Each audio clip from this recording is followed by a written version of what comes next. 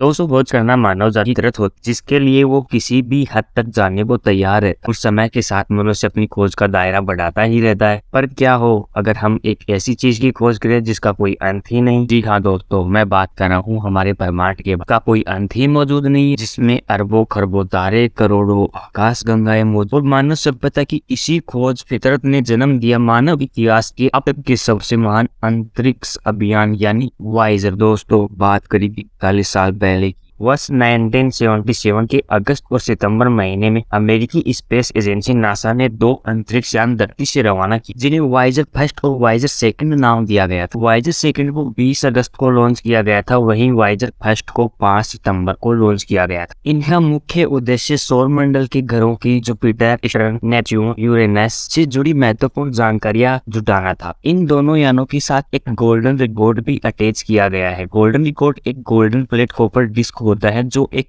Photograph record है, जिसमें मानव इतिहास के अब तक की कुछ महत्वपूर्ण इमेज और साउंड रिकॉर्ड किए गए, जो मानव इतिहास के अब तक के सफर और हमारे अर्थ के डाइवर्सिटी और कल्चर को दर्शाते हैं। वर्तमान समय में वाइजर फर्स्ट हमारे सौरमंडल को छोड़कर इंटरस्टेलर स्पेस में पहुंच चुका है। अभी यह हमारी पृथ्वी से करीब 21 अरब किलोमीटर दूर मौजूद है। यह दूरी इतनी ज्यादा है कि वाइजर फर्स्ट से धरती पर संदेश आने जाने में करीब 36 घंटों का समय लग जाता है, वो भी तब जब यह रेडियो संकेत 1 सेकंड में 3 लाख किलोमीटर तक की दूरी तय करते हैं, यानी लगभग प्रकाश की गति के समान। वही वाइजर सेकंड हमारी पृथ्वी से 17 अरब किलोमीटर दूर मौजूद है और यह वर्तमान समय में इंटरस्टेलर स्पेस में प्रवेश कर चुका है, जिसके साथ ही यह इंटरस्टेलर स्पेस में प्रवेश करने वाला दूसरा मानवीय मिशन बन चुका है।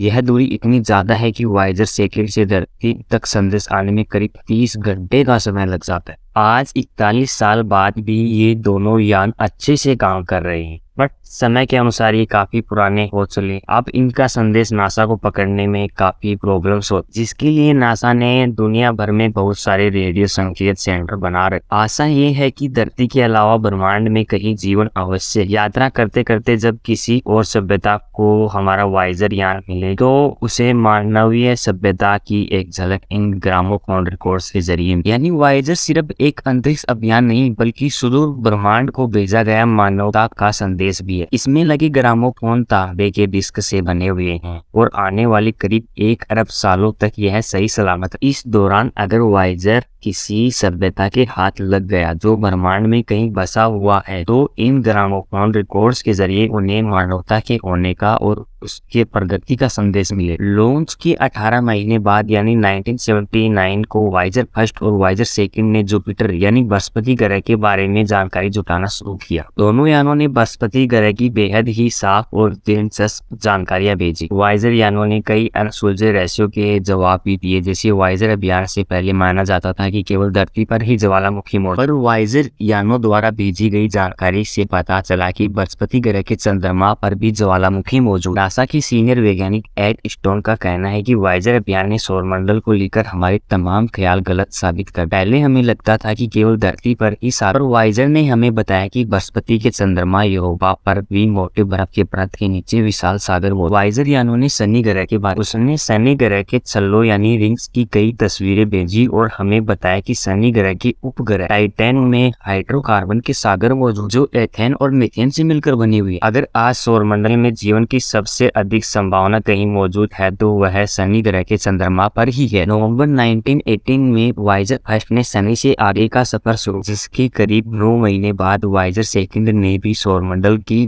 दूर की ग्रहों की पड़ताल। सन 1986 में वाइजर सेकंड यूरेनस ग्रह के करीब पहुंचा, जिसने पहली बार इस ग्रह की इतनी साफ तस्वीरें और कई महत्वपूर्ण जानकारी हमें दी। वाइजर यानों द्वारा किए गए खोज की बुनियाद पर ही बाद में कई महत्वपूर्ण अंतरिक्ष अभियान शुरू किए गए। इन दोनों ग्रहों के बारे में जानकारियां जुटाकर हम सौरमंडल के बारे में कई जानकारियां जुटा सके, क्योंकि सौरमंडल में बनने वाले ये सबसे शुरुआती ग्रह थे। मानव इतिहास में कुछ गिने चुने अभियान ही हुए हैं जिससे हमें इतनी सारी जानकारियां प्राप्त। आज 40 वर्ष बाद तकनीकी ने काफी तरक्की कर ली, ऐसे में ये यान अब पुराने हो चले। वाइजर विश्व के पहले ऐसे अंतरिक्ष अभियान थे जिनका नियंत्रण कंप्यूटर के हाथ में था। आज इतने सालों बाद भी ये दोनों ही यान खुद से अपना सफर तय कर अपनी पड़ताल करते हैं और जरूरत पड़ने पर अपना बैकअप सिस्टम भी चालू कर। वाइजर यानों को बनाने में इस्तेमाल हुई तकनीकी हम आज भी इस्तेमाल कर। आज के मोबाइल फोन और CD प्लेयर वाइजर में इस्तेमाल हुई कोडिंग सिस्टम टेक्निक का इस्तेमाल कर। आज के समय में स्मार्टफोन में तस्वीरें प्रोसेस करने की जो तकनीकी इस्तेमाल की जाती है वो वाइजर यानों के विकास के दौरान ही खोजी गई। वैसे तो अपने लंबे सफर के दौरान वाइजर यानों ने कई महान और नए बुला पाने वाले क्षण, पर वाइजर अभियान का सबसे महान पल उस वक्त आया था जब 14 फरवरी 1990 को इसने अपने कैमरे धरती की तरफ घुमाए थे। उस दौरान पूरे सौरमंडल और ब्रह्मांड में धरती सिर्फ एक छोटी सी नीली प्रकाश जैसी दिख रही थी। अभियान से जुड़ी एमिली लकड़ावाला कहती है कि पूरे ब्रह्मांड में यह एक छोटी सी नीली रंग की टिमटिमाहट ही वो एक ऐसी जगह है जहां हम जानते हैं कि जीवन मौजूद है। और वह कहती है कि अगर भविष्य में किसी खगोलीय घटना से धरती पर से जीवन समाप्त हो गया, ऐसे में वाइजर यानों के जरिए हमारी सभ्यता की निशानी सुंदर अनंत ब्रह्मांड में बची रहेगी। इन दोनों यानों को वी के शेप में अर्थ से टारगेट किया गया था, जो कि 2 अलग अलग स्टार सिस्टम में जाकर मानवता का संदेश दे। दोनों ही अंतरिक्ष यानों में मॉलिक्यूलर बैटरी लगी हुई और जल्द ही इन बैटरी से इलेक्ट्रिसिटी बनना बंद हो जाएगी।